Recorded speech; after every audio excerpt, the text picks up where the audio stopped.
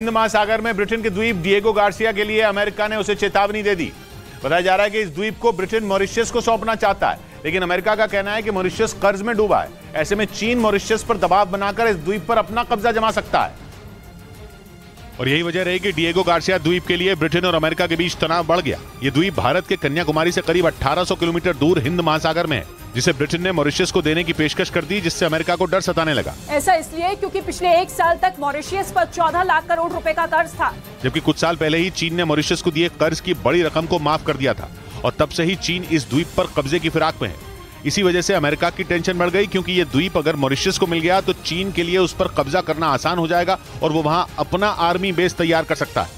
उधर कर्नाटक के स्कूलों की टेक्स्ट बुक में आरएसएस संस्थापक केशव बलिराम हेडगेवार की जीवनी के मुद्दे पर कर्नाटक सरकार और बीजेपी आमने सामने आ गए, क्योंकि कर्नाटक सरकार हेडगेवार की जीवनी को टेक्स्ट बुक से हटाने के बारे में सोच रही है, जिसका संकेत कुछ दिन पहले कांग्रेस एमएलसी बीके हरिप्रसाद ने दिया था।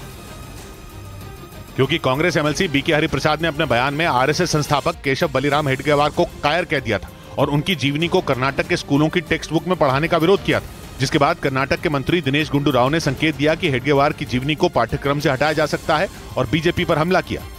Try to infuse their ideological issues into textbooks.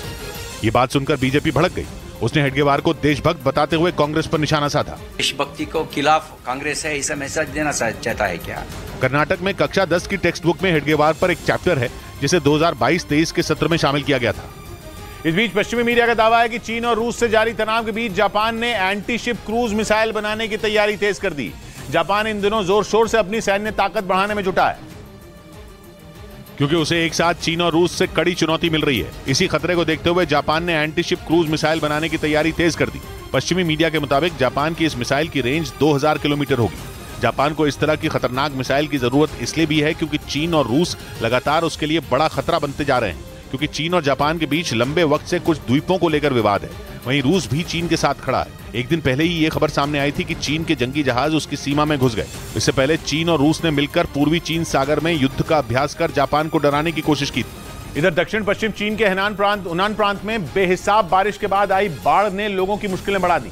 रिहायशी इलाकों में सैलाब आ गया। लोगों को घरों से बाहर निकालने के लिए रेस्क्यू ऑपरेशन में जुटी टीम को कड़ी मशक्कत करनी पड़ी, क्योंकि वहां लगातार हो रही बारिश के बाद बाढ़ से हालात बेकाबू हो गए। कई लोग बेघर हो गए, जबकि कई लोग बाढ़ में फंस गए। इस बीच रेस्क्यू टीम कई इलाकों में लोगों को बचाने की कोशिश में जुटी नजर आई। बाढ़ग्रस्त इलाकों से लोगों को बाहर निकाला गया और नाव की मदद से उन्हें सुरक्षित जगह पहुंचाया गया। पानी का बहाव इतना ज्यादा था कि सड़कें और मैदान का दूर दूर तक अंदाजा लगा पाना मुश्किल था। गाड़ियां आधी से ज्यादा पानी में डूब गईं। रेस्क्यू टीम ने कड़ी मशक्कत के बाद लोगों को गाड़ियों से बाहर निकाला। कई इलाकों में इतना पानी भर गया कि कई इमारतें कई फीट तक पानी में डूब गईं।